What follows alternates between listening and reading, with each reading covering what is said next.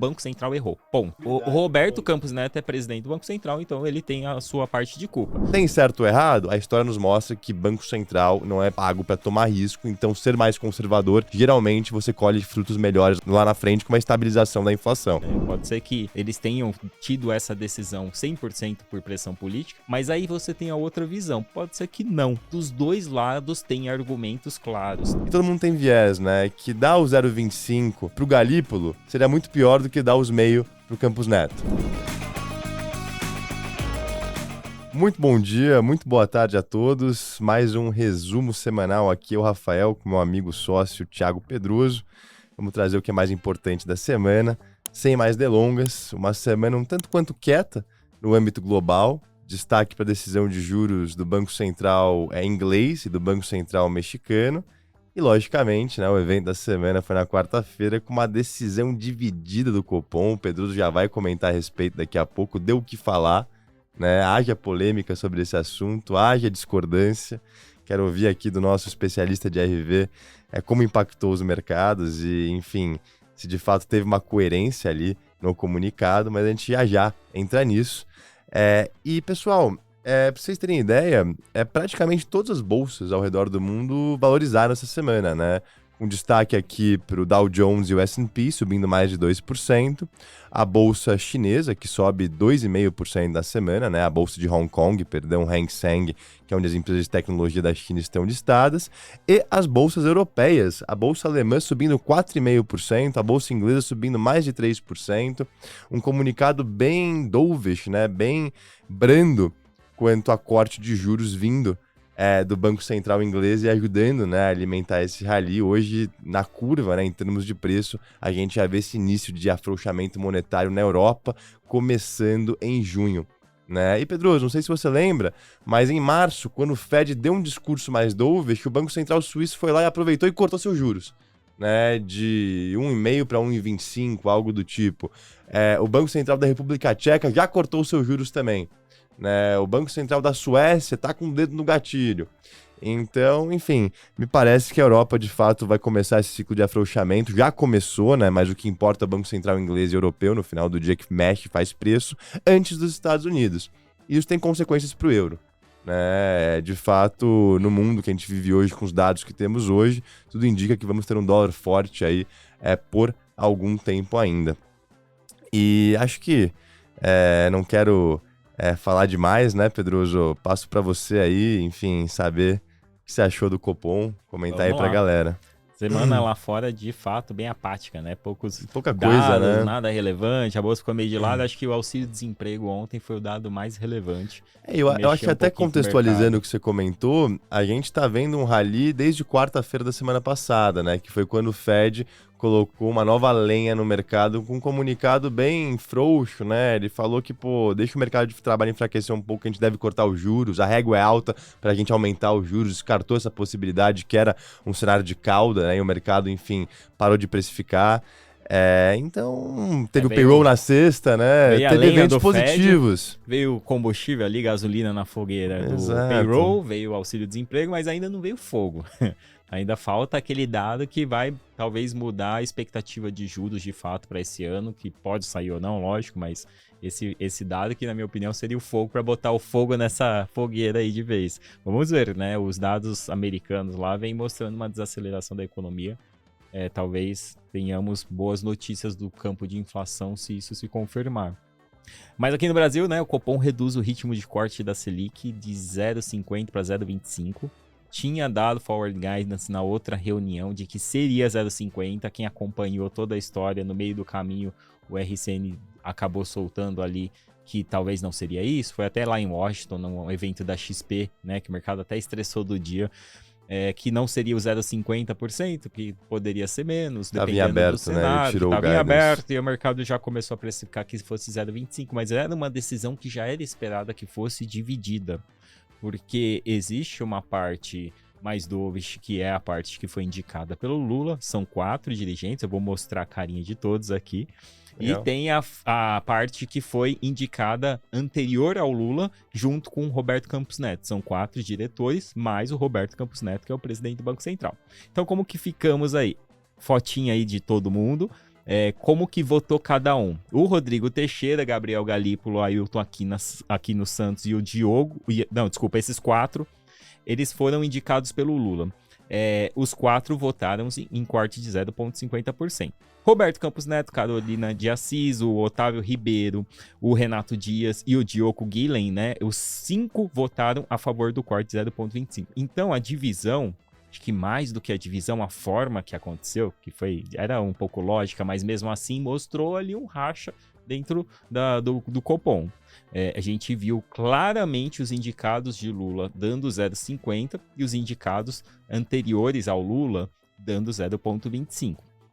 Tem algumas formas de fazer essa leitura. A leitura do mercado foi o medo de que esses dirigentes do Lula sejam talvez mais dovish, mas não apenas por questão pessoal, né? Não porque eles acreditam, eles podem estar sendo isso por questão de influência política. E aí, Pedroso, você que tem mais tempo de mercado que eu, vi muito paralelo sendo feito com o Tombini, não é? O Trombini, que era o diretor do Banco Central na era Dilma. Exato. E, enfim, o governo que mandava nele. Naquela não sei época, se você lembra disso. Não era independente, existia uma bagunça.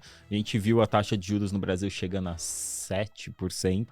7,25. 7,25. Naquela época lá... 2014. Mas aquela época era muito nítido o cenário. Porque a gente via que a inflação... eu acho que o cenário era um pouco diferente de agora. Porque naquela época o cenário de inflação já não era um cenário tão tranquilo como agora, a gente tinha um cenário um pouco diferente e deu no que deu, né? Depois o juros saiu daquele 7 para ir para 14 e pouco, até aconteceu o impeachment da Dilma. Então, embora tenha alguns paralelos, eu acho que naquela época o cenário era um pouco mais extremo. Mas mesmo assim, existe sim o risco de influência política. Eu acho que não só existe, como existe a pressão política. Pode ser que eles tenham tido essa decisão 100% por pressão política, mas aí você tem a outra visão. Pode ser que não, porque dos dois lados tem argumentos claros. Técnicos. Tanto para 0,25 quanto para técnicos. Lógico. Então também você colocar, não, foi o Lula que pressionou. Cara, tinha argumento técnico, tem muita gente no mercado que defendia a queda de 0,50, assim como tem muita gente que defendia 0,20. Eu vou te confessar até que eu vi mais gente defendendo 0,50 do que 0,25, viu? Eu acho que pouco importava se viria 0,25 ou 0,50. O mercado queria no mínimo ter uma clareza quanto à credibilidade e posicionamento dos diretores, né? E não teve isso. Isso, e aí beleza, ocorreu essa divisão que de certa forma era esperado. Aí veio o comunicado. O comunicado deveria ter deixado claro o motivo de forma técnica da divisão. O comunicado não deixou espaço para os dissidentes, para quem votou em 0,50, deixar a opinião deles. E teve uma frase no comentário muito dura, que é o firme compromisso de trazer a inflação para o centro da meta, né? E isso é correto, tá, pessoal? A gente já viu em governos passados, especialmente ali 2011 a 2016, na era Dilma, que se você quer deixar a inflação correr mais e ter um crescimento econômico um pouco maior, né, que geralmente eles andam juntos, acaba que é um minuto para isso escorregar, né, e de fato essa inflação acabar saindo fora do controle, né? Exato. Então tem essa cabeça do Banco Central ortodoxo, que basicamente o mercado interpreta que são esses 5 diretores, né, com o Campos Neto indicados pelo Bolsonaro, e o campo heterodoxo, que é o campo mais ligado à inflação pode correr talvez na banda superior da meta, e não no centro da meta. Né? Hoje a meta da inflação no Brasil é 3%, né? Mas tem uma margem de erro de 1,5%, não é isso? Exato. Pode ficar em 4,5% ali, 4,75. Em tese, né? Essa é a faixa superior, né? Então o heterodoxo vai deixar correr ali. O ortodoxo vai querer colocar em 3%. Né? Tem certo ou errado? A história nos mostra que Banco Central não é pago para tomar risco, então ser mais conservador, geralmente você colhe frutos melhores lá na frente com uma estabilização da inflação. Mas como o Pedroso muito bem comentou, simplesmente votar no 0,5% de corte não me parece algo politizado. Me parece algo que é acompanhado por fatores técnicos, talvez por uma gordura de juro real que o Brasil tenha, que permitiria esse movimento, né, sem ter, né, tamanha polêmica. Eu vou trazer até alguns fatores que coincidem com a defesa do 0,50. Eu, sinceramente, acho que poderia ter 0,25 ou 0,50. Eu acho que a diferença, o impacto para juros, dólar, eu acho que seria mínima desde que dali em diante eles pudessem dar uma direção mais clara do cenário, porque virou uma bagunça, deu foreign guidance, mudou no meio do caminho, teve a decisão dividida, não houve clareza do motivo, então o Banco Central errou, ponto. Perdeu credibilidade, o Roberto ponto. Campos Neto é presidente do Banco Central, então ele tem a sua parte de culpa. A gente pode falar que os diretores têm a sua parte de culpa, porque pode ter politizado, mas ele tem a sua parte de culpa porque, na minha opinião, houve um erro na decisão, na clareza que foi tomada essa decisão, porque o mercado, ele precisa de previsibilidade. Então a discussão aqui não é se é 0,25 ou 0,50, faltou a previsibilidade do cenário e entregou exatamente tudo que o mercado não quer, que é falta de previsibilidade total. Antecipou a discussão sobre a saída do Campos Neto, antecipou uma discussão sobre se o próximo Banco Central presidente vai ser mais influenciado do ponto de política. Pode ser que seja isso, ou pode ser que não seja também. Eu acho que, infelizmente, hoje é difícil a gente acreditar que não seja. Mas existe argumento técnico para dar um corte de 0,50. Não é porque eles votarem 0,50 que necessariamente eles estariam sendo influenciados politicamente.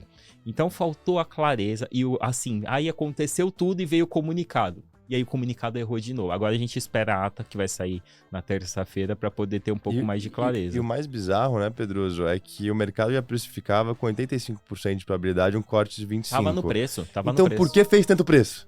Né? Porque ontem, pós-reunião, o dólar valorizou frente ao real mais de 1%, a Bolsa Brasileira caiu quase 2%, e a curva de juros nas vértices longos abriram ali entre 20 a 30 pontos base, né? Que é bastante coisa para um único dia. Então fez preço sim, e preço pro lado errado. Exato. Né? Então é o mercado interpretando essa falta de credibilidade. Eu até tenho uma opinião própria, Pedroso. Hoje o Campos Neto está com o mandato contado. Ele tem mais 7 meses até ele transferir o bastão, né, possivelmente para o Gabriel Galípolo, que é o favorito talvez do mercado no momento. E o Gabriel Galípolo, só até interrompendo, ele de fato estava em cima do muro, num cenário de que pode ter uma pressão política, mas eu acho que pessoalmente, ou se ele não votasse 0,50 nessa reunião, ele já estava cortado como presidente do Banco Central. Ele também não seria indicado de forma nenhuma. Então, assim, tem uma pressão nesse momento para ele de votar em 0,50, eu acho totalmente esperado. Os outros ficariam lá do mesmo jeito. Pode ter até uma influência política, mas para eles não tem muita diferença. Onde eu queria chegar é o seguinte, o Campos Neto, que é o presidente do Banco Central, tem que passar clareza e credibilidade para o mercado. Hoje ele tem um mandato contado, então o objetivo dele deveria ser preparar o sucessor e preparar ele frente ao mercado, ou seja, entregar credibilidade para o que ele faz. Né? Falar, eu tô de acordo com esse cara vai segurar a inflação no Brasil, ele vai ser um banqueiro central coerente com o mandato passado. Né? E, enfim, talvez, né, votar junto com o Galípolo ali traria também a credibilidade. Né? Mas aí eu fico problema. A sucessão, para mim, é o que tá bagunçado, entendeu? Por que não já preparar a sucessão? Né? E a gente sabe no final do dia, e todo mundo tem viés, né? Que dar o 0,25, né, pro Galípolo seria muito pior do que dar os meio pro Campos Neto. Mas sabe que aí entra um problema sério do Brasil. Ninguém prepara a sucessão de nada e todo governo, que chega, ele quer, na verdade, falar que tudo que foi feito antes era errado e ele quer fazer algo novo sem planejamento nenhum de longo prazo. Você tocou na raiz aí agora. Esse é um problema grave do Brasil, porque ninguém pensa no longo prazo. Todo mundo tá pensando no amanhã, como eu vou ser eleito na próxima reunião. Você pega países da Europa, até os Estados Unidos mesmo, que ainda tem um pouco mais de barulho na questão política, mas mesmo assim chega até a ser chato acompanhar o noticiário político de um país da Europa. Por quê? Porque não tem novidade. Sai um, entra o outro, as coisas continuam, existe um planejamento, o que entra dificilmente tá falando mal do outro, querendo, não, agora o Bolsa Família vai se chamar XYZ, não vai ser Bolsa Família porque foi o outro que criou. Não tem isso, tem Pedroso, negócio. Isso é muito ego. E aí você tem esse problema no Banco Central. Aí a gente torna o Banco Central independente com a indicação do presidente, aí entra um presidente X que indica, e aí é um negócio que se espalha em tudo. E sabe qual é a grande pena dessa decisão, desse 5-4 dividido sem clareza no comunicado de por que os dissidentes votaram contra a maioria? É Lula versus Bolsonaro. Você sabe que... O pessoal, você acompanha rede, notícia, tudo mais, virou os 5 do Bolsonaro e os 4 do Lula. Né? Se você pergunta pra direita, eles falam que os 4 do Lula tá errado, você pergunta pra esquerda, eles falam que os 5 do Bolsonaro é louco, né? E que tem espaço. É uma discussão tão besta isso no final do dia, especialmente em política monetária, que é técnico, Né? Pra que trazer essa polêmica? Exato. Do jeito que foi feito, trouxe. Aí tem coisas no Brasil, né? A gente fala, por exemplo, funcionalismo público, né? Que tem muita gente que questiona, não sei o quê. Mas você pega, por exemplo, uma empresa como Petrobras. Na minha opinião, a Petrobras só tá onde tá porque existe o funcionalismo público. Porque a pessoa entra lá porque faz uma prova, tem que passar para entrar e segue uma carreira de muitos anos. Porque se não existisse o funcionalismo público, a boa parte dos cargos importantes da Petrobras, ia toda vez que mudasse um governo, ia mudar. Aí você muda lá o presidente da Petrobras, mas assim, o direcionamento, o corpo técnico se mantém no longuíssimo prazo. Imagina isso mudando a cada presidente também.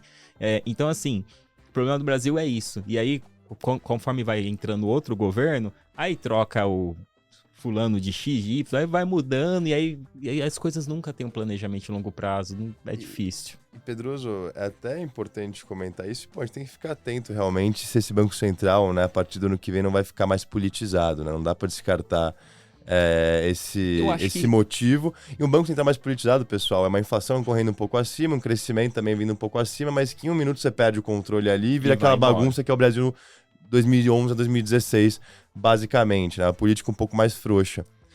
E por que eu digo isso, Pedroso? Porque a gente já perdeu a âncora fiscal, o mundo inteiro já perdeu a âncora fiscal faz tempo. Né? Os governos gastam como se a gente tivesse uma depressão. Não faz sentido nenhum, tá? Tem pleno emprego no Brasil e pleno emprego nos Estados Unidos. Pra que gastar tanto em pleno emprego? Né? É completamente maluquice o que tá acontecendo. E eu acho que tem que voltar um pouco pra era da pandemia ali em 2020, quando todo mundo injetou dinheiro, né, via juros baixos, via QE, via fiscal, e perderam a linha, né? Aí tem aquela frase, a diferença entre o remédio e o veneno é o tamanho da dose, a dose foi demasiada, a inflação começou a correr, a política monetária viu que errou, tanto no Brasil como nos Estados Unidos, começou a subir juros. Né? Brasil antes, logicamente, Estados Unidos um pouco depois com aquela história de inflação transitória, mas viu que errou e colocou em 5,5 lá fora e 3,75 aqui. Só lembrando, né? O Brasil chegou a ter juros negativos. Porra, isso é loucura, hein? Juro real negativo. Loucura. Caraca, isso é uma coisa que não fez nem mínimo sentido. Mas aonde eu queria chegar é que o monetário fez a sua parte, que é subir juros em um contexto de alta da inflação. O fiscal não fez a sua parte e dificulta a vida do monetário. Então essa âncora monetária, cada vez mais, tanto no Brasil como nos Estados Unidos e na Europa, dado aos gastos governamentais malucos, e é maluco mesmo o que está acontecendo, tá? Precisa ser algo técnico, com credibilidade, que em tese exerça a sua função da forma mais eficiente possível. Né? Eu acho que os Estados Unidos roda com déficit fiscal de 7% do PIB. Né? Esse déficit fiscal no passado foi só em anos de recessão. Né, 2008, a Grande Depressão de 1930. Hoje a gente tem uma economia crescendo a 3%, a gente tem um desemprego a 3,9%, a gente tem um déficit fiscal de 7% do PIB. Pra quê? Né? Não faz sentido. E aí eu até fico confuso às vezes. E a pergunta não é qual é a consequência disso, tá? Eu acho que a pergunta é, isso vai ter consequência? Né? Dá um passinho pra trás. Eu acho ingênuo pensar que não vai ter. Mas até agora, em tese, deve muito, né? O Warren Buffett tem uma entrevista dele, é uma entrevista antiga que eu vi até esses dias, que ele fala, você sabe como acabar com o problema fiscal no mundo? Incentivo, né? Não, você coloca uma regra que qualquer político que for eleito, se ultrapassar o limite, aquele teto de gasto daquele, nunca mais ele pode se eleger na vida. Acaba rapidinho isso. Acabou. Porque eles fazem isso porque eles precisam ser reeleitos, então é sempre dar com uma mão para poder receber os votos na outra, né? Mas aí, vamos lá, a gente falou de inflação aqui, hoje saiu o dado do IPCA, veio 0,38%, que já encaixa direitinho lá com a decisão do Copom, né? A inflação veio um pouquinho acima do que era esperado, mas foi pouca coisa, o mercado esperava 0,31%, o impacto é mínimo, nos últimos 12 meses inflação de 3,69%, então nós temos uma inflação próximo do meio da meta, né? Próximo da expectativa do mercado, que seria a meta. E aí, dado a taxa de juros que nós tivemos, né, definido, né, os juros aqui Selic no Brasil, hoje o Brasil é o segundo país com maior juros real no mundo. A gente voltou a passar o México em tamanho de juros real, só fica atrás da Rússia. Então, assim, volta ao questionamento que eu coloco. Tinha argumento para cortar 0,5. Eu acho que o que criaram ali de problema foi muito maior do que o corte 0,5. Eu acho que a questão do México que você comentou agora, eu acho que é o principal argumento no final do dia pro 0,25, viu, Pedroso? Eu vou chegar nele, vou trazer aqui o... Enfim, a gente até Acho que podemos até bater nesse tópico agora, que é importantíssimo, né? O Banco Central mexicano manteve os juros em 11%. A inflação lá tá correndo um pouco acima de 4,5%, né? A inflação no México, eu trouxe ela aqui, só um minuto.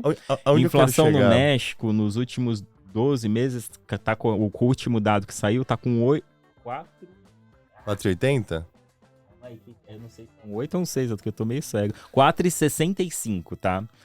Então a inflação no México tá 1% do que a inflação no Brasil. Mas eu acho importante... Tá bom, o juro nominal no México tá maior do que o juro nominal do Brasil, mas o juro real no Brasil tá maior do que o juro real no México. Perfeito. Mas o que é importante frisar? O México e o Brasil competem por capital, né? O México tem o seu investment grade, né? A dívida dele é vista como boa pagadora no mercado, high grade. O México tem uma carga tributária muito menor que o Brasil, né? E eu já comentei isso no passado, se a carga tributária é menor, em tese, se você precisa arrecadar mais, tem gordura para aumentar imposto. Quando a gente já tem uma alíquota ali de mais de 30%, para onde vai esse imposto? Né? Eles têm uma dívida PIB também de 65%, quando o Brasil gira acima de 80%. Então a conjuntura econômica do México é mais saudável, fiscalmente falando, do que a conjuntura econômica brasileira. Tá? Mas o Brasil roda hoje com uma inflação abaixo do México. Pelo motivo, Pedroso, do nearshoring, imagino eu. O México tá bombando em termos de atividade industrial. Diversas fábricas que até então tinham, né, os seus centros no Oriente, estão sendo realocadas para o México, que tem uma mão de obra mais barata do que os Estados Unidos, Ásia, né? Na Ásia, né? Lembra? Geopolítico bagunçado, pandemia, não querem depender da cadeia global, né? Semicondutores, negócios sensíveis. Enfim, se acontece algo, o mundo para. Então, as empresas americanas estão colocando muitas fábricas no México para produzir do lado dos Estados Unidos, um país amigável, com uma mão de obra um pouco mais barata, né? E isso deve estar puxando a inflação para cima, né? E, logicamente, com um crescimento ali muito bacana. Que, no meu ver, né, só ajuda a economia mexicana, né, mesmo com uma inflação rodando a 4,6%, né? Exatamente. Então, México... eu te confesso que eu preferia estar nos juros do México do que nos juros do Brasil hoje em dia. Eu acho que o futuro vai dizer, né, quem tá certo, qual é o melhor. É porque é difícil. A gente pode talvez ver um segundo semestre de uma desaceleração mais forte dos Estados Unidos, que talvez bateria no México, ou não, ou pode ver a economia. Então, assim, eu acho que o cenário tá tão aberto. Você pensa que na última vez, no último mês que a gente falou, exatamente um mês atrás, o mercado dava como 90 e poucos % de probabilidade de corte de 0,5. Aqui no Brasil, tem a opção de Copom, ficou famosa ali entre pessoa física. A opção que dava corte de 0,25, ela era 4% de chance. Ou seja, você pagava R$400 para ganhar 10 mil se cortasse 0,25. Olha como o mercado não dava nenhuma chance de corte 0,25 e as coisas mudaram ao longo do mês. Então eu acho que o grande ponto do Banco Central também, da decisão do Banco Central, é que daqui para o final do ano muita coisa pode mudar. Pro bem e pro mal também. Não dá para falar que... Mas se mudar pro bem, aí talvez o Roberto Campos, né, pode ser taxado de que, porra, ali ele confirma que errou a decisão. Mas veremos. O futuro é soberano, mas aí do ponto de vista de investimento, qual que é o impacto disso? Eu trouxe aqui um gráficozinho, que é a diferença de inflação e juros no Brasil, né? Então essa boca de jacaré que está abrindo aqui é a maior desde 2007. Desde 2007 a gente não tem uma diferença de juros real tão grande como estamos vendo agora, né? E aí, o segundo gráfico aqui mostra Selic, juros real Selic, inflação e o juros real, né? O juros real também tá praticamente isso a gente pegando a taxa de juros real atual, tá praticamente no maior patamar também desde lá de 2007, né? A gente teve algo próximo a isso ali em 2017, 16, 17 na Dilma, mas a gente tá num patamar bem alto. Então, do ponto de vista de investimento, agora é a hora de você estar alocado em juros real. Historicamente, sempre quando você teve alocação em juros real nesse nível, você se deu bem. Quanto tempo isso vai demorar é a grande dúvida. Pode ser que seja 6 meses, 1 ano, 2 anos. Até lá você vai estar com um retorno muito bom. E travar um juro real agora de acima de 6%, né, mais o IPCA, te protege contra uma política monetária heterodoxa, né? Sim, porque você vai ter a inflação. O juro nominal, subindo. Nos últimos 2 anos, o CDI ganhou do IPCA. Né? Mas você pega janelas mais longas, o IPCA+, né? As NTNBs costumam ganhar da LFT, né? Que é o Tesouro Pós-Fixado. onde eu quero chegar? Imagina que os 7 dirigentes do Lula, né, indicados pelo governo em 2025, têm uma postura mais dovish.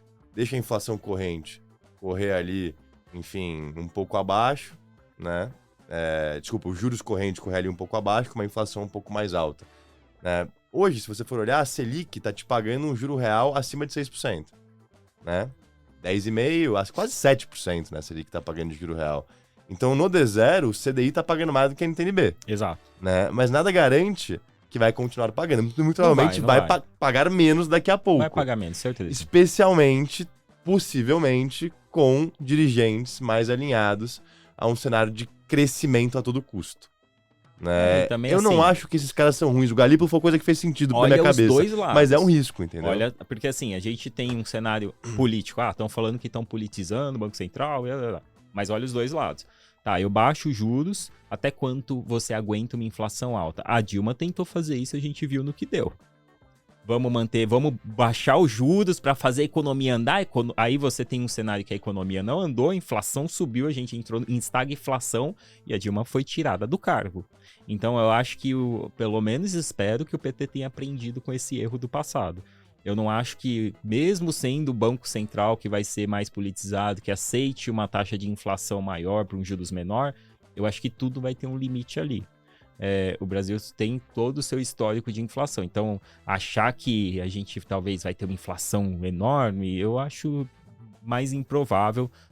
E a Dilma tá aí para provar que se isso acontecer, esse governo não dura. Eu não acho que o governo consegue durar. O Congresso, ele apoia o governo enquanto o governo tiver um apoio relevante da população. A Dilma, acho que foi o grande ponto. A gente viu acontecer a mesma coisa lá atrás com o Collor, né? Perdeu apoio, enfim, eu acho que o grande ponto é esse.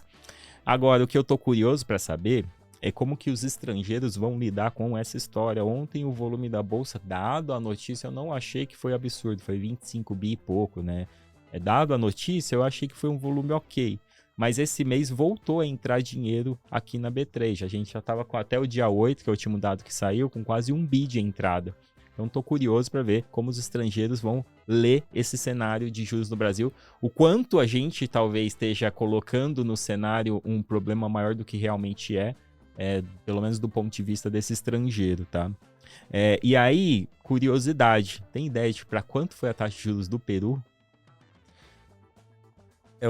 Você tá vendo aí, né? Eu tô vendo aqui, mas... 5,75, cara. Caraca, a inflação de lá é quanto? A inflação tá em 2,4% dos últimos 12 meses. Caraca, tá comportadinho. Mas mesmo assim, não, né? Tá, péssimo pro juro real baixíssimo eu não puxei, cara. Eu preciso dar uma olhada aqui. Como que se comportou o peso peruano? Eu vou olhar aqui, vou ver desse ano, né? Porque, de fato... versus dólar. Porque, de fato, a diferença aí é... Pô, 5,75 juros no Peru. 5,75. A gente tá falando de Peru rodando com juros nível Estados Unidos. Caraca, é verdade.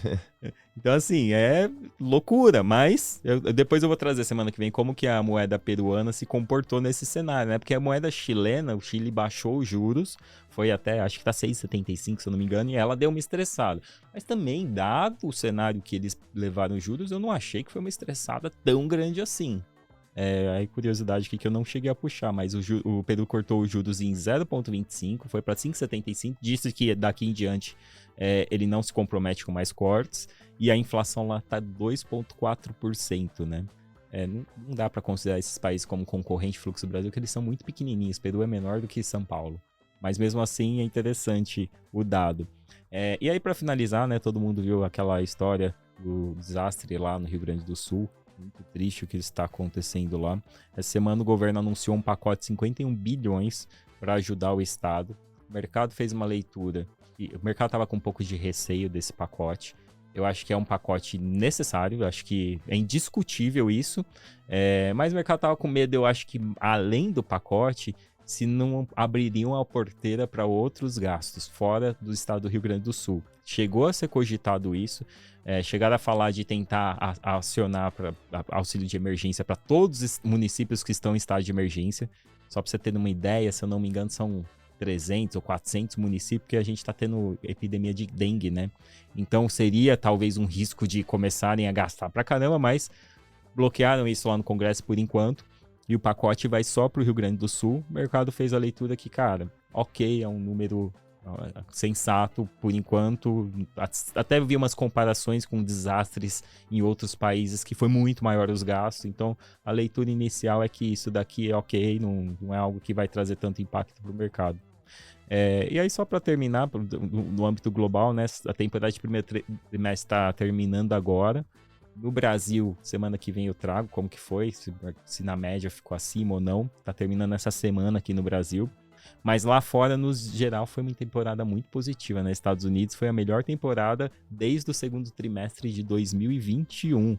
E dessa vez, diferente das últimas temporadas de resultado, os resultados melhoraram como um todo, né? Porque nas últimas a gente via as Magníficas 7 lá puxando tudo. E esse trimestre, não, né? Esse trimestre foi bem diverso isso, bem espalhado essa melhora nos números, e não só nos Estados Unidos, como a Europa também veio com os números bons, Japão, aqui só não tem China, mas China também tá com uma temporada de resultado boa lá, então, interessante, a gente tá vendo talvez um cenário melhorar de forma mais ampla, diferente do que a gente viu no último semestre, que foi as Magníficas 7 puxando tudo, um ralo de dinheiro do mundo, agora todo mundo tá andando junto, com a inflação na maior parte do mundo começando a ceder devagar, mas cedendo, e Estados Unidos começando a desacelerar. Virando o segundo semestre, se esse cenário se confirmar, é um cenário muito bom para todo mundo que não é americano, porque deixa de ser o ralo de dinheiro do mundo, né? A inflação começa a ceder lá, juros cede lá, abre espaço para o dinheiro ir para outros lugares. Talvez o Brasil pode se beneficiar desse cenário. Pô, Pedroso, excelente. E essa tese, né, os lucros se espalhando de forma mais positiva, nos leva a crer, né, que tem espaço para setores ou teses que ficaram para trás ter um catch-up, né, com a bolsa americana, que foi puxada muito pelo setor de tecnologia. Você ainda tá com o call lá de Russell? De Russell, E o Russell, nas últimas 2 semanas, andou muito mais que o S&P. Voltou ali para um patamar que estava quando bateu a máxima do ano ali em fevereiro, né, mais ou menos. 2.100 pontos, mais ou menos, hoje o Russell tá. Uma curiosidade aqui para você. Sabe qual o setor da Bolsa Americana que mais andou esse ano? Esse ano? Utilities? Acertou, pô. Tá por dentro, hein? Sabe por quê? Ou tem alguma tese do porquê isso seria? Inflação alta, puxou reajuste também. Pode ser, mas eu acho que o mercado está começando a cair na realidade que todos esses investimentos em data center têm que ter capacidade energética para justamente treinar os algoritmos de inteligência artificial, dentro de né? utilities, o setor elétrico performa muito mais do que a média, você sabe? A gente teria que checar, mas eu vi esse dado, eu vejo o mercado, gestores começando a perceber isso, né? Falando qual empresa vai ter uma demanda maior, né? Como é que a Microsoft, a Google garante a sua segurança energética, né? Até saiu uma notícia que a Microsoft comprou uma planta nuclear, né? Recentemente. Eles vão ter essa segurança própria, em tese, né? E, de fato, a energia nuclear é muito subutilizada ainda, e é muito limpa a energia nuclear, né? Você até comentou uma questão esses dias, não sei se foi você que comentou, Microsoft praticamente está virando empresa de utilities, né? É que vende produtividade, né? É mais fácil a gente não pagar o aluguel da Quitéria do que deixar de pagar o pacote Office, né? Entendeu? Exatamente. E aí você pensa no cenário de, sei lá, acontecer um problema energético e a Microsoft ter um servidor, uma área que ela tem, desligar. Não é um impacto na Microsoft, é um impacto no mundo inteiro. Exatamente. Imagina todo mundo que usa esse negócio. Entendeu? Então, assim, ela chega num ponto que ela é importante para a economia global, não pode desligar. É mais ou menos igual ter uma guerra em Taiwan e acabou a Taiwan Semiconductor. Então, acho que ela virou uma empresa muito importante e ela não pode ter esse risco, faz todo sentido ela ter uma planta nuclear, né? Pode acabar a energia, eu faço aqui fissão nuclear e eu... exatamente. A planta nuclear, ela consegue gerar muitos gigawatts de eletricidade, né? Ela é muito potente. Eu não sou nenhum técnico especialista nisso, mas é o que eu leio e vejo. E ela emite praticamente nada de dióxido de carbono na atmosfera, né? O risco dela é mais o waste ali, né? O resíduo que é tóxico e etc. Até mais do resíduo se tiver um acidente, né? Fukushima, né? Teve a explosão nuclear no Japão. Enfim, é uma fonte energética com estereótipo ruim, né? Mas que, no meu ver, pra gente garantir uma transição para energias mais limpas, né? Cara, é o único jeito, né? E, enfim, interessante isso. Pedroso, a gente sabe que a Bolsa Argentina é a melhor bolsa do mundo esse ano. Sim. em dólar e, enfim, logicamente em dólar, né? Em moeda local não é comparativo. E desde novembro de 2023, né, o Milei foi eleito, em outubro, novembro, se não me engano, a Bolsa Argentina se valorizou 150%. A Nvidia se valorizou 100% no mesmo período. Então você vê que a Argentina tem sido o cavalo da vez. E até saiu uma matéria bacana no Brazil Journal, recomendo todos lerem, que um gestor fera que chama Stanley Druckenmiller, que tem um family office chamado Duquesne. Ele foi discípulo de George Soros, enfim, é um cara que trabalhou muitos anos em hedge fund e hoje toca dinheiro próprio de alguns terceiros amigos e familiares. Cara, basicamente ele falou o seguinte, que no final do dia, hoje, por incrível que pareça, a Argentina é o único país que tem um governante realmente pró-livre mercado. Né? E é realmente isso. E aí você olha a simplicidade da política do cara. Cortar gasto. Enxugou o ministério. Isso que dá pra fazer no deserto, né? Que o executivo permite, né? Sem passar pelo Congresso, pelo Legislativo. Olha o que o corte gasto no deserto tá ajudando já na economia. Superávit fiscal. Check. Inflação caindo, né? Agora tá 2 dígitos a inflação mensal, né? Enfim, chegou a ficar maior que isso, tem que olhar os números. Mas aparentemente, muitos céticos ali quanto à política mais draconiana, né? Do Milei, mais agressiva do Milei, estão falando, caraca, no final do dia isso faz sentido. Quem imaginava, né? Que cortar gasto ia melhorar o fiscal. Quem imaginava isso, não, né? Isso é algo básico, né? Quem Mas imaginava? a grande questão é o Milei tem um trabalho hércules ali, porque ele tá saindo de um cenário que a Argentina tava do fundo do poço, né? Então tava tão ruim que era fácil você trazer essa primeira melhora. Pô, o corte fiscal é o que a gente precisava fazer no Brasil, né? Vamos ver se aprende alguém. Pelo jeito não, né? Ninguém quer cortar gasto. Investimento. Ninguém quer ser mais eficiente. Agora, o próximo passo dele, que é o próximo passo difícil, depender de aprovação, congresso, torço mas só fazer esse primeiro passo, olha a melhora dos mercados, a dívida pública argentina, que, porra, negociava 30% do valor de face, hoje negocia 60% do valor de face. Né? Então, espero que consiga, espero que conforme as coisas vão melhorando, ele ganhe apoio popular. E isso ajuda com que as coisas continuem seguindo. A gente trouxe esse tópico que essa semana eu falei com vários amigos e alguns clientes e todos eles, pô, será que devo comprar um pouco de Argentina? Lá. E por que isso, né? No começo da semana o Elon Musk postou uma foto com o Milei falando, invistam na Argentina. E aí no meio da semana esse Stanley Druckenmiller, o cara é uma lenda, o cara é fera mesmo de mercado, a galera que participa de mercado, todo mundo conhece o cara. Ele divulgou posições que ele montou no início do ano em Argentina, né? Ele falou que tá animado com essas posições e pensando em aumentar elas. E aí, pô, veio essa onda, né, de varejo perguntando se era hora ou não. Eu não faço a menor ideia, né? Me parece que talvez, mas para se expor à Argentina de forma ampla, tem um ETF lá fora que chama ARGT.